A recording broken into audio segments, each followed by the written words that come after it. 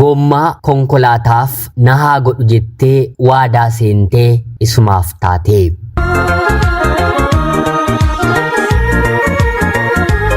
Yeroodhaaf maqaa kiyya himachuun barbaadu kanan dhaladheetti guddadhee Jiituu Magariituu Oromiyaa keessatti barnoota kiyyallee kutaa 1 hanga 10tti seeraan baradhee ergan xumuree booda kutaa 10 booddeellee kolleejjii seeneen waggaa 3 baradheen eebbifameen hojiillee qabadheen hojjechuu eegaleen ture. Haa ta'uutii garuu miindaan gara jalqabaa irratti argadhe kuni garaa kiyya na ciibsuu waan hin dandeenyeef kaayyoon kiyya immoo gaa'ela otoo hin dhaabbatiin dura jireenya maatii koo jijjiiruu waan na ta'eef miindaan kuni naaf hin ta'u yookiin immoo ana hin ga'u jedheen hojii qabadheen baatii 11ffaa booddee piroosesii biyya hambaa yaaluu eegaleen waggaa 1f baatii 3 booddee immoo naaf milkaa'ee gara biyya Arabaatti imala koon taasisee. Haatiif abbaan koo waliigalaan ijoollee 6 horataniiru. Abbaan kiyyas ta'ee haati koo maatii isaanii irraa kan dhaalan lafa guddaa hektaaraan lakkaa'amu ni qabu. Waggaa waggaatiinis qotanii midhaan ni galfatu. Haa ta'uutii garuu rakkoon maatii keenyaa haati koo kan lafa isheerraa argatte mataa isheef malee abbaa kiyyatti kennitee kunoo bara kana kuni galeeraa jechuun irratti waliin galanii. Abbaan kiyyas bara kana kuni galeera jedhee hamma argate haadha kootti hin argisiisu. Hunduu mana maatii isaanii midhaan kaa'uun wanta nyaannuuf wanta dhugnuuf qofa mana keessa baasanii isa kaan iccitiidhaan maallaqa argatan qofaatti qooddatanii fuula jireenyaa mataa isaanii ittiin hordofu. Haati manaaf abbaa manaan waan argatan wal dhoksu taanaan egaa guddinni mana sana keessatti hin mul'atu yookiin immoo hin argamu mitiiree. Fakkeenya kanaatiif maatiin koo fakkeenya gaariidha. Abbaan koo waan qabu haadha kootti hin argisiisu. Haati kiyyas waan qabdu maatii isheetti malee abbaa kootti hin argisiistu. Yoo tarii waggaa haaraan gahee barnoota barannuuf dabtara yookiin immoo yuunifoormii kan nu barbaachisu yoo ta'e haati kiyyas abbaan kiyyas ati abaluuf biti ani immoo abaluuf hin bita jedhanii walii galuuf yaalii godhu malee lamaan isaanii gabaa deemanii nuuf safarsiisanii wanta nu barbaachisu nu godhanii. Abbaan koo irra caalaan warra dhiiraa jaallata. Keessumaa immoo hojii waan isa gargaaraniif haati koo hunda keenya walitti jaallatti. Haa ta'uutii garuu kan caalchifattu nuyi warra dubartootaatiinidha. Sababiin isaa immoo nutis hojii mana keessaa hundumaa sirriitti ishee gargaara. Lamaanuu bifa mataa isaaniitiin deemu mitiiree. Haati kiyyas umurii malee dhugaatii jalqabde. Abbaan kiyyas umurii malee dhugaatii jalqabe. Galgala gaafa manatti galan eessa oolteedhaan walii wanta waliin galleef nuun manaa nu ari'anii waltumuutti ka'u. Baraaf safuudha malee haati kiyya akka dhiiraatti abbaa koo reebdi. Abbaan kiyyas gadin jedhuufi isheen dubartiidha jedhee hin qusatuufi ollaadhaa jarittiin walitti kaate jedhama. Wal lolanii quufanii gaafa wal dhiisan anaa fi obboloonni koo suuta jennee gara manaatti deemnee ol dabarreeraaf naam. Isaan yookiin sireerra yookiin immoo bakkatti wal tumanii wal dadhabsan achuma buufatanii rafu. Jireenyi koof jireenyi maatii koo jireenya obbolaa koo kana fakkaata. Akkanatti yeroon dubbadhu salphaa yeroo fakkaatus haa ta'uutii garuu kanaan anaa fi obboloonni koo baay'ee miidhamne. Barnoota baratanillee jibbanii obboloonni koo manuma maatii koo keessaa ba'uutiif jecha ijoollummaatiin jireenya fokkisaa garaagaraa eegalaniiru. Mana keenya keessaa baratee kutaa 10 xumuree kolleejjiillee seenee kan galmaan ga'e yookiin immoo milkaa'e ana qofaadha. Maatii koo yeroon jedhu haadha kiyya abbaa kiyya gargaaruuf biyya hambaan deeme otoo hin taane obbolaa koo quxisuu ijoollummaadhaan darara mana namaatti argu jalqaban bilisa baaseen mana barnootaa galcheen barnoota isaanii akka baratan taasisuu ture. Maal godha jireenyuma kanatu akkanadha. Karaa tokkoon toltee karaa tokkoon immoo nama jalaa badii. Amma gaanutis haadhaaf abbaa ni qabna jedhamna. Haga kutaa 10tti akkuma isaatti iyyuu midhaan mana haadhaaf abbaa koo keessaa hateenan barnoota koo barachaa ture. Keessumaa 9-10 yeroon baradhu yaadanii haatiif abbaan koo wanta naaf godhanii waan hin qabneef haati koo waan keessarraa hir'isuun giphii abbaa abbaa koo keessa seeneen maallaqan argadhe fuudhuun barnoota koo baradheen hin xumure malee haatii fi abbaan koo dhimmayyuu barachuu koorraa narraan qabanii. Kana togaa mana keenyatti jireenyadha. Mana quufaa haatiif abbaan lamaanuu dhugani. Qoofti irraan galle mana akkanaatiin dhaladhee guddadhe. Maatii kootiif mucaa hangafaa waan hin ta'eef gochaan haadhaaf abbaa koo yeroo hunda na gaddisiisaa, yeroo hunda na boosisaan guddadhe. Obboloonni koo yeroo mancaan immoo baay'ee keessi koo miidhame. Baradhee xumureen akkuma hojii qabadheettis obboloota koo ofitti fudhachuuf yaalii godheen ture. Haa ta'uutii garuu miindaan ani argadhu gatii mana kiraa narraa kanfalee nyaataaf dhugaatii na danda'uudhaaf humna hin qabu. Jijjiirraa argachuuf yookiin immoo guddachuudhaaf illee waggoota lakkoofsisaa. Kanarra hundaafuu jireenya mataa koofoo booddee nan dhaqqaba. Hanga sanatti obboloonni koo bakka hin taanetti wanta na jalaa kufuu danda'aniif deemuun qaba jedheen maallaqa liqeeffadheen gara biyya hambaatii imala koo taasise. Rabbiif haa galatu. Yeroo man biyya hambaa deemeen maallaqa erguu jalqaberraatii kaasee obboloota koo mana tokkotti walitti qabamanii mooraa tokko keessa kireeffatanii barnoota isaanii qofa akka hordofaniitiif battaluma murtee fudhee maallaqa erguu jalqabeera. Xiqqoo bakkee ba'anii yookiin immoo diida keessa jiranii amala hin taane waan baraniif na rakkisanii malee hunduma isaanii barsiiseen hanga xumuraatti akka bakka gahaniif yaalii godheen ture. Haa ta'uutii garuu tokko isaanii irratti illee baratanii xumuruun anaatiif hin milkoofne. Hanga humna kiyyaa har'allee garuu har'allee jireenya garaagaraa keessa ta'anii kan isaan qaban anuma waan na ta'eef anumatu isaan gargaara. Foon ofii ofirraatii kutanii hin gatanii mitiire. Jireenya isaan keessa jiran gadi buuseen ammatti haasa'uun barbaadu. Haa ta'uutii garuu rabbi isaanaa gargaaru naan jedha.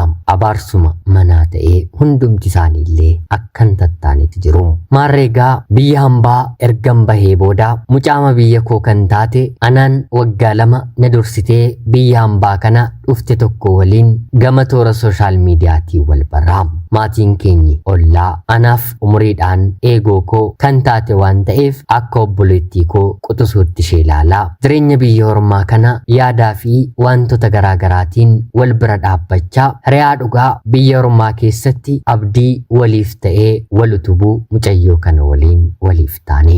Akka jaalalleewwanii sa'aatiidhaan waliitiif bilbillaa. Rakkoo keenya waan keessa jirru anaaf ishee qofatu walitti mee waliitiif qooddata. Maddiitti hiriyoota gara biraallee ni qabna. Haa ta'uutii garuu hanga anaaf ishee iccitii waliif qoonnu ijoollee gara biraa waliin iccitii waliin qoonnu. Haa ta'uutii garuu kana keessatti hiriyoommaan illee taajjabbii ni qabaati. Hiriyaan koo kuni araada maallaqaa namarraa liqeeffachuu liqeeffatanii immoo deebisuu dhiisuu namarraatii qabdi. Tarii maallaqallee yoo namarraa liqeeffatte akka deebistuufiif namni suni yoo ishee sarde nama biraarraa fuuteeti liqeeffattee kenniti malee kan ishee gonkumaa hin kennitu. Ammas namni biraa sun deebisee yoo gaafate isa duraa irraa liqeeffattee deebistee fi irraa fuutee deebistee kanfalti malee gonkumaa maallaqa takkaa liqeeffattee duubatti deebistee kan ishee keessaa baastee hin kennitu. Ani maallaqa irratti baay'ee xiyyeeffannoon kenna. Isheef garuu keessi koo waan banameef 3-4 yoo narraa liqeeffatte illee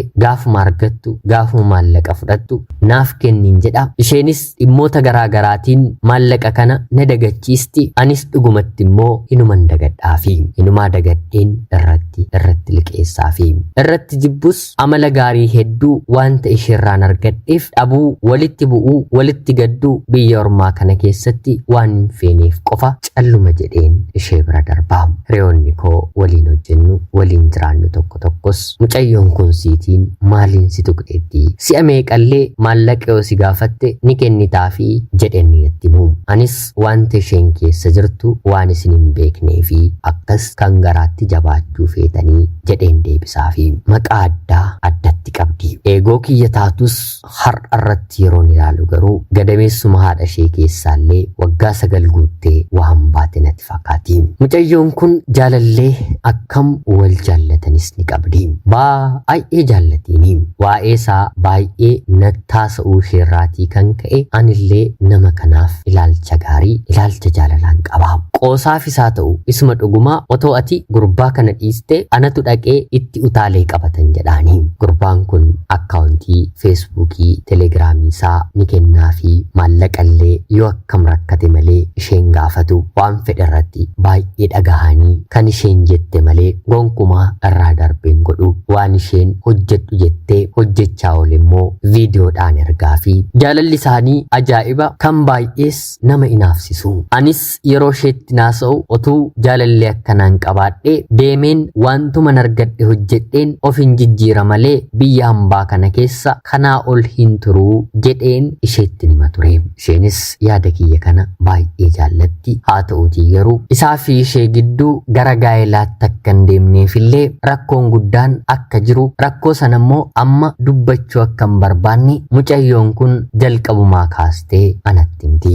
Maarreegaa kanumaan otoo jennu ani biyya hambaa kana keessatti jaalallee nan qabadha. Waggaa tokko waggaa lama waliin tura. Kanan hin jaallanne waa'ee maallaqaa yeroo natti kaasan nan rakkadhee na dhukkubee haati koo akkana taate kana gochuuf jedheen kun akkana na jalaa ta'e yeroo isaan naan jedhan deemaagaa dhukkuba koo natti kaasuufi jedheen ofirraatii isaaniin deebisaam. Yoo akkamin erge maallaqa guddaan qarshii 5,000 sanaan ala obbolaa koo barataniin ala maallaqan erguu hin qabu.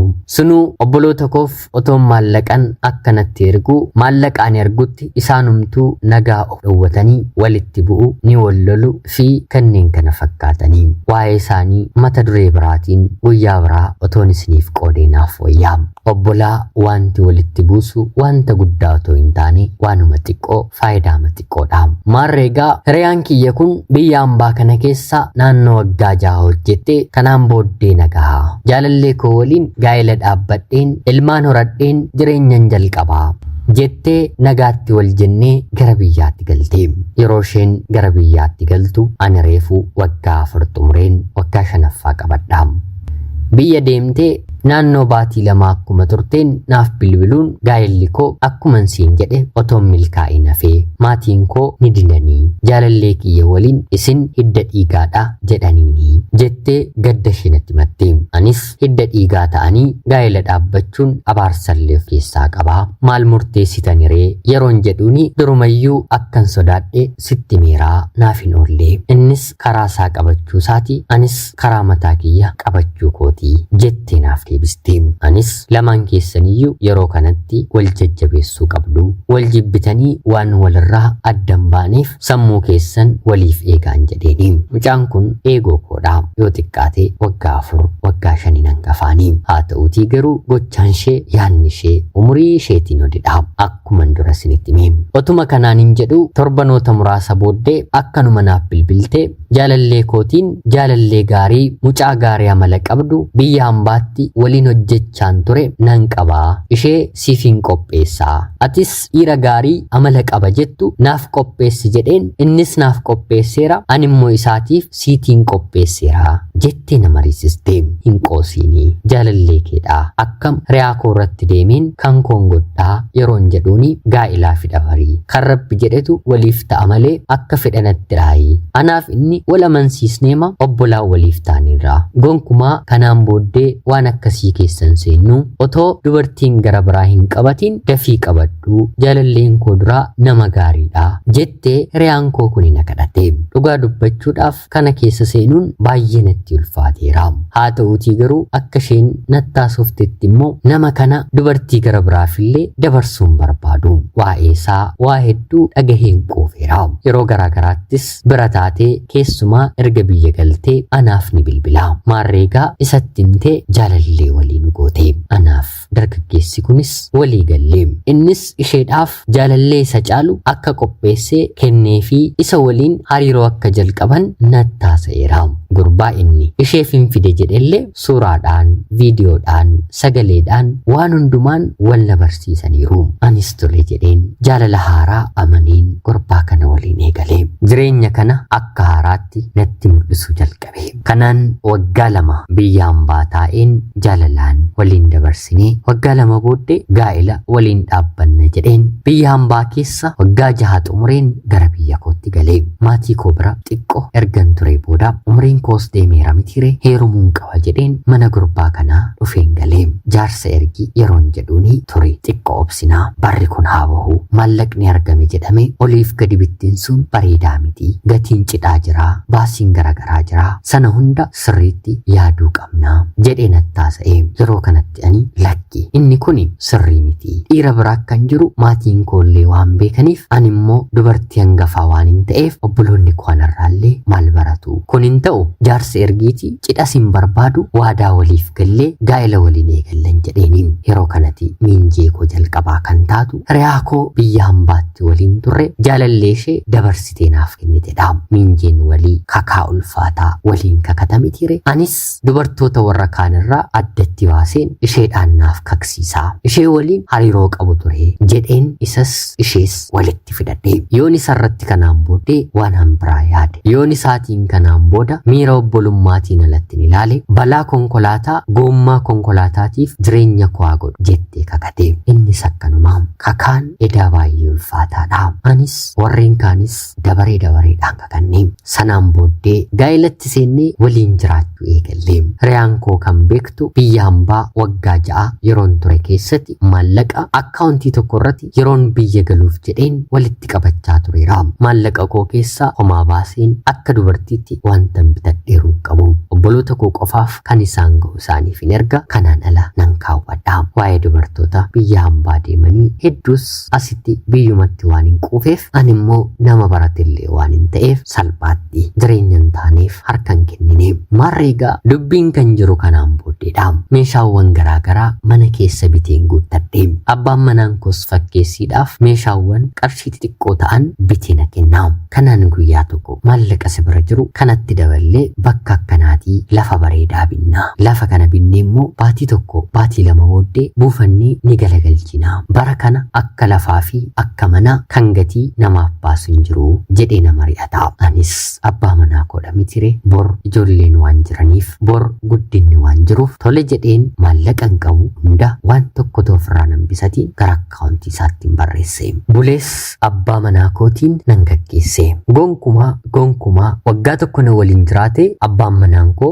duubatti deebi'ee waa biraa ni yaada jedheen shakkeen hin beeku haa ta'uutii garuu maallaqa sana fudhatee magaalaa Finfinnee akkuma gahetti abaluu waliin jireenya haaraa jalqabeera abdii kutadhu kanaan booddee gara biyyaatiin deebi'u naan jedhe abaluu jechuun riyaa kiyya gaa'ela kan akkan dhaabuutiif sababa naaf taate jechuudha maal jechuudha isin fira miti moo akkamitti wal fuutuu yeroon jedhuuni firooma irratti firooma dabalu malee maallaqa arganii kiyyoo akkanaa xaxuutiin kan waliif galan eessatti wal dhiisu firoomni keenya hagas mara miti wal fuudhuurraas kan nu dhorku ta'uu hin danda'u maatiin keenya deeggaruu baatus nuti garuu gooneerraa nagaatti naan jedheen riyaa koo irratti hin bilbileem abbaan manaan koo ni qoosamoo dhugaa isaatii yeroon jedhuuni qoosaa maaltu jira kana ni Finfinnee dhufe torbee 2 duradha tooftaa waa'ee lafaas kan itti kaase anumaa diraamaan kuni garuu kan siif barreeffame waggaa 5 dura maallaqa hanga kana walitti qabachuu kee yeroo natti himtu dhiirri si harkaa nyaaturra anumti yoo nyaadhe jedheen bifa kanaan sirraan fudhee